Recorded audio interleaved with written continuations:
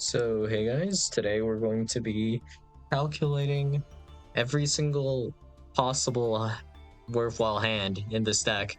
A little while back, I realized that because of how Yu-Gi-Oh works in particular, you can calculate a crap ton of things to the point where I could, in theory, like it wouldn't be too difficult to do, but you could calculate. For example, let's say my opponent is on, we'll just say Malice. It doesn't really matter what deck, but I can calculate every single matchup that I can have with like Malice and let's say this particular Centurion build. And we can account for things like going first and going second, and it would not be that difficult. So first off, I mean, with how Yu-Gi-Oh works, just in general, how many actual starters do I have in this list? Well, we have Primera, True Dea, Stand Up Centurion, and then Emblema Oath. If I do not have any of these cards, I do not have combo, essentially. And if well, this applies if I am going first or second. I can't really do anything unless I have these cards in hand. And there's also the calculation you would have to do for like hand traps and kind of garnets, which we do have some in this particular list. You could reduce a few, but I added a few just for fun in this particular list. So let's see. I have to pull up the calcs.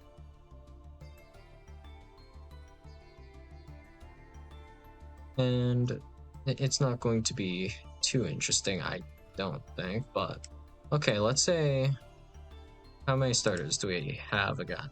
Well, I have to check that again. So that's 6, okay, 12 or so starters. Everything else does not do anything at all. So the odds of me opening a starter in any hand is 82.84, and we'll check if I increase the hand size by 1. That increases the probability by 2%. So basically irrelevant. Well, actually, it's like maybe 3%.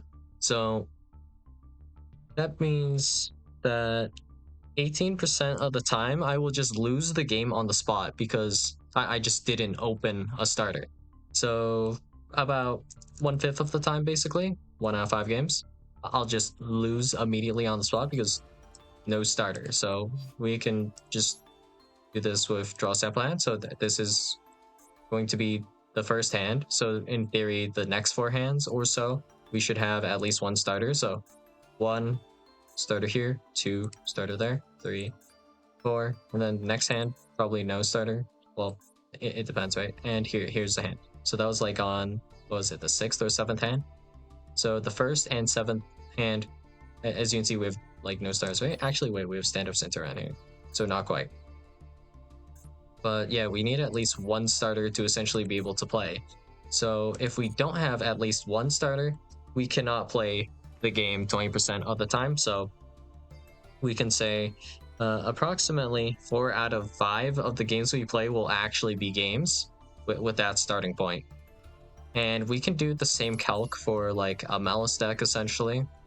And yeah, a lot of those games will just randomly be non-games. Now, what about the games that we actually somewhat do have like combo or some play? We can just calc for like how many cards will be hand traps in our hand, and we can change these hand traps out because they're like kind of iffy against like Malice. In fact, I don't think this deck list was built to be played against Malice at all. But yeah, we can account for that and say maybe instead we can put in more copies of I guess effect failure would be more efficient. So just shove in like 3 copies of failure over some of these. I think this was specifically made to play against like Mitsurugi and Fiendsmith, probably something else as well because there's DD Crow in here. But actually DD Crow is decent against like Mitsu anyways. But yeah. Regardless, we should just move on, I guess. So with hand traps, what are the odds of opening hand traps? So in this build, we have 5, 7, 8, 9, 10, 11, 13 hand traps. So the odds of opening a hand trap are going to be about the same here. 84.6% odds of opening a hand trap. So about a further, well, this doesn't compound with the earlier stuff. So another 1 out of 5 games, we'll just lose because we just didn't open any hand traps. Well, isn't that fun? So just 20% of the time you'll lose to just not having a starter, and then another 20% of the time, completely separate from that, you'll lose because you don't have any hand traps. And if you don't have any hand traps, your opponent is free to do whatever they want. And the advantage you get from, you know, going, I guess, going first is just insane, right? So you'll end up losing. But that only applies to specifically when you are going second. So if you're going first, you don't need to open any hand traps. Like, it would be better for you to open, like, for example, 2 starters and then 3 hand traps in some cases. But having just 5 engine is okay when you're going first. But then there's like more advanced calculations for probability. Like, this is kind of painful. But you have to account for like opening doubles of a card and such. So if we can account for the probability here, well, let's break it down to, instead of probability, just possibilities, right?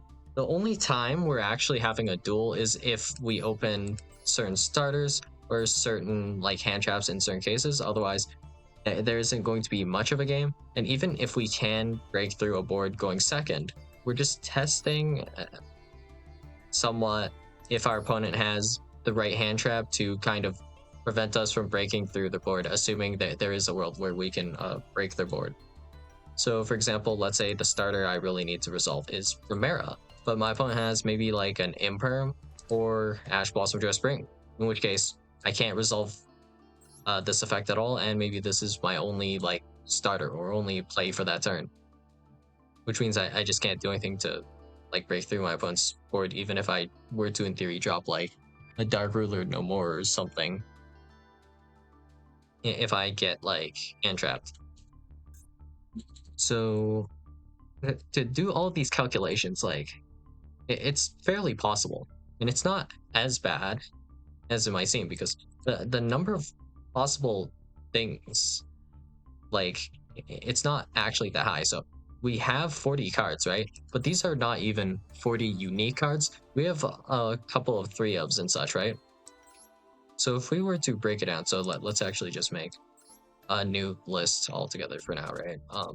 Let's go up here. If we go ahead and take a look at Centurion, well, we had 40 cards before, right? But with our starters, we only have 4 potential starters at all with Centurion. So we have this, this, and this. And we're going to say that these are all about the same because they do pretty much the same thing. All of these as 1-card combos, right? And they'll die to the same kind of choke point. So a single Imperm is enough to stop any of these in their tracks. So to deal with this, you'll probably, well, to deal with like a single Imperm, you'll need a extender or a second starter, but you cannot have True Dea and Primera. So you can calc for that easily. And also in terms of just dealing with like this combo, it's not that hard to calc for, or how you would need, or how you want to deal with this in theory, right? Let's see, what would the most efficient way be to deal with this? I mean, Imperm, pretty efficient. The only thing that stops Imperm is pretty much just Crosshead Designator. If you were to drop Red Reboot, it's not too efficient because this deck specifically won't have any back row removal to deal with like the Imperm And then the second imperm you would be able to, in theory, set if I did activate Red Reboot. So not really a good play there. But because we know like the guaranteed starters, we can look at this from a going first and second perspective, and we just have to account for essentially these four things really. So not that interesting really. But if we were to throw down and throw in Malice and just kind of like I guess like compare the starters, we're not really comparing that many cards actually. So Chessy Cat we don't have to put in. So it's 1, 2, 3 these cards, and then it'll be Gold Sark. For the most part, it'll just be these cards. So our opponent has 4 cards, we have 4 cards. So if we were to just kind of like compare engines, so this is essentially these will be the hands where no one opens non-engine, so no like Called By, no like Imperm, no Ash Blossom. If we were to compare those, we could compare them like this just by analyzing these kind of like 8 cards, right? So with like Malice in the Underground, that banishes March Hare, so, or not March Hare, Dormouse, and then Dormouse, White Rabbit, and then White Rabbit, well, Gold Sark does the same thing as Malice in Underground. A White Rabbit sets a trap, and the specific trap this sets is going to be it should be MTP07, right? Is that what this is supposed to grab? I don't remember genuinely. What is this supposed to grab this? How many bodies does this give you? 1, 2. So White Rabbit banish grabs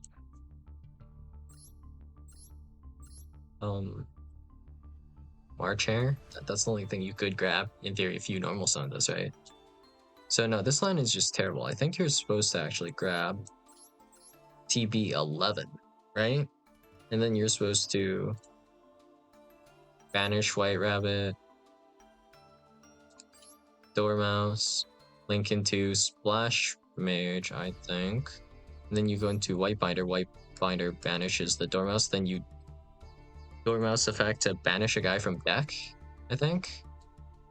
And then this is going to set GWC06, I think. And then you link climb from there. Yeah, that's probably the best line to take with that.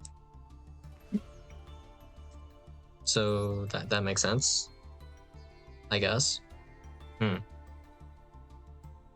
So if we were to just compare this, well, both combos just shut each other down like super hard, depending on like who's going first. So, well, every single starter we have here on both sides dies to a single interruption. So like negate on Dormouse, negate on White Rabbit, negate on like Malice in Underground, or negating Gold Sark. All of this gets immediately shut down. Negate on any of these, that's immediately shut down. And one form of removal also works to like deal with this. So they have non-targeting banish on Malice. There are 2 different Omni negates you can actually set up with Centurion technically. You can set up what was his name? Like shooting Blazar or Cosmic Blazar or whatever. Blazar basically, yeah. It's the Synchro 12 guy. And then there's the Omni negate that you can set up with Centurion, the True Awakening. So you'd have 2 Omnis there. And actually with the specific setup I'm thinking of, actually it sets up 3 Omni negates. Actually, if you also play the back row. If you don't play the back row, it's 2 Omni negates, I believe. Is you set up like 2 Cosmic Blazar, I think is the name of this one, right? Yeah, Cosmic Blazar. So you die to a single one. So engine wise, you can see whoever goes first, like they just completely clear. And then if we account for like hand traps, then we just have to calc the probability of opening certain hand traps, and then calc the probability to have enough starters to potentially play through those hand traps, or if it's like reasonable. So maybe, well, I'm just going to throw out numbers here. Maybe let's say there's a 50% chance that your opponent has equal starters, or no, equal hand traps to your starters, or more hand traps than your starters.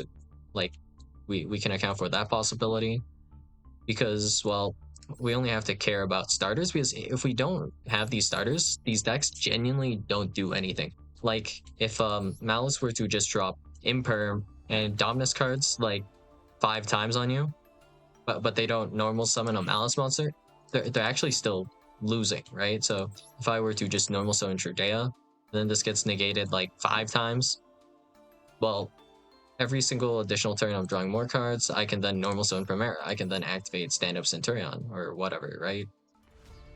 And eventually I'll be able to play, and they haven't really been able to do anything. But even if they can somewhat do stuff, they still have to kind of like deal with my hand traps as well then, which is a bit easier because of how these specific cards work, I guess. Like Dormouse, White Rabbit, these cards are, well, a bit annoying to hand trap. Like Ash Blossom won't immediately stop them. You have to Ash Blossom them a bit later if you're going to, in theory, Ash Blossom.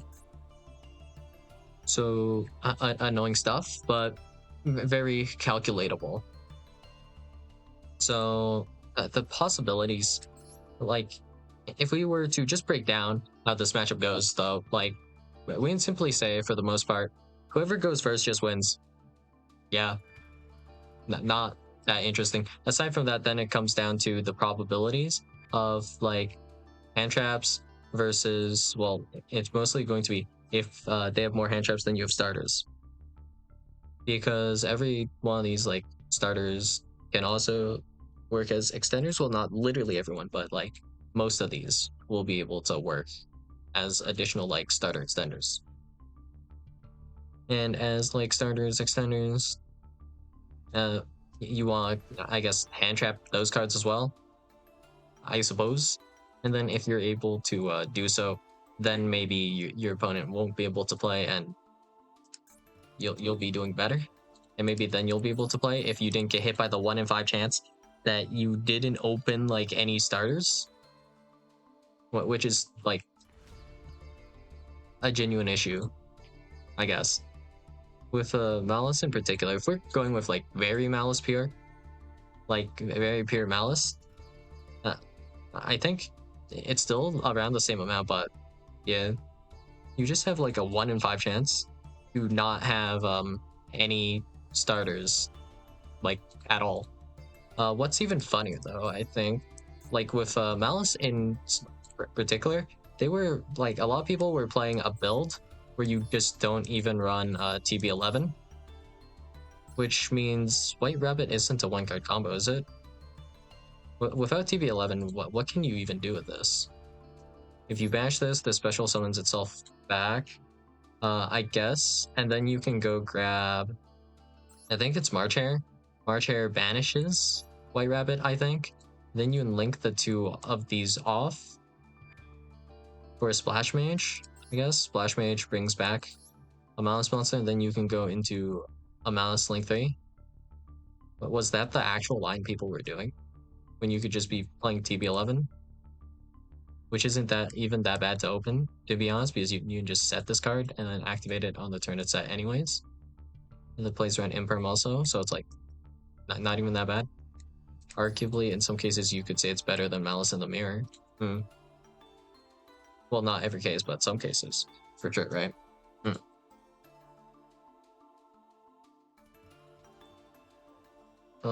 From here though, where are we supposed to go into? It's either like Red Ransom or White Binder. Red Ransom grabs Field Spell banishes Dormouse, I guess, and then Dormouse would banish, I guess, from here,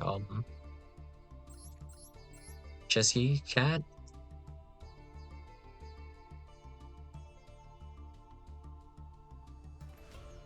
And then, do you have enough bodies to actually go into White Binder to then banish March Hare? If you banish March Hare, I guess that would add it to your hand. So you can grab a copy of, or not a copy of anything. You just draw 2 off of the Jessie Cat at this point. I